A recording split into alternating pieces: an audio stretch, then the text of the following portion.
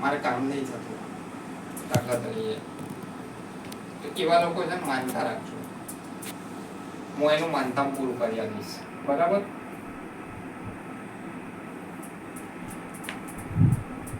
કેવી માનતા રાખવી એ સેવકોને પૂછી લેવાનું. પણ દેવગતિનું પૂછવું હોય તો ઘરના વડીલ, ઘરના સભ્યો સાથે રાખવા. એનું કારણ શું કે બધાય બનાવ તમારી જોડે થયા હોય એ જરૂરી ના હોય. એક ઘરમાં 5 સભ્યો રહેતા હોય અને પાંચેયના અલગ અલગ અનુભવ થયા હોય અને સામેવાળું દેવ આવીને મને કહે ને હું એ અનુભવ મારા મોડેથી જાહેર કરું ને એ તમારી જોડે બનાવ બન્યો ના હોય ને ઘરના બીજા સભ્ય જોડે બન્યો હોય, બરોબર, તો એ વ્યક્તિ હાજર ના હોય તો મારી વાત જૂઠી પડે ને. બધાને કેવું લાગે માતા ખોટી થાય ને. એના કરતા તમારા સભ્યો જોડે લઈને દેવો. અને દેવગતિનું પૂછતા પહેલા મારી ચેનલ જોઈ એના વિડીયોનું અનુસરણ કરો, જાતે અનુભવ મેળવો, એના પછી ડાયરેક્ટ પૂછો.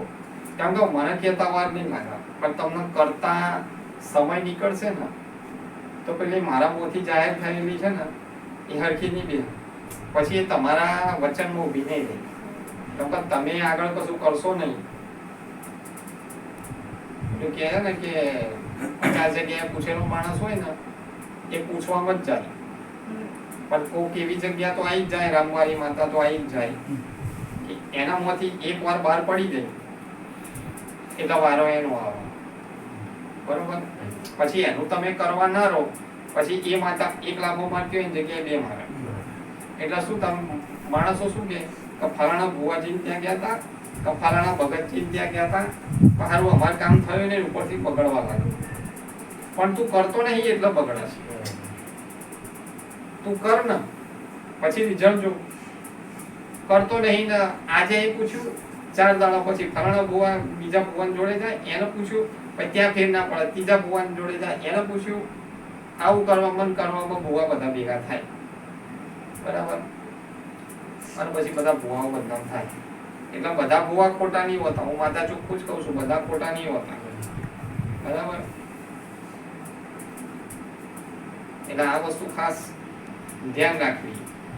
દેવગતિનું જાણવું હોય તો ઘરના સભ્ય કાં તો વડીલ એ હોવા જરૂરી છે.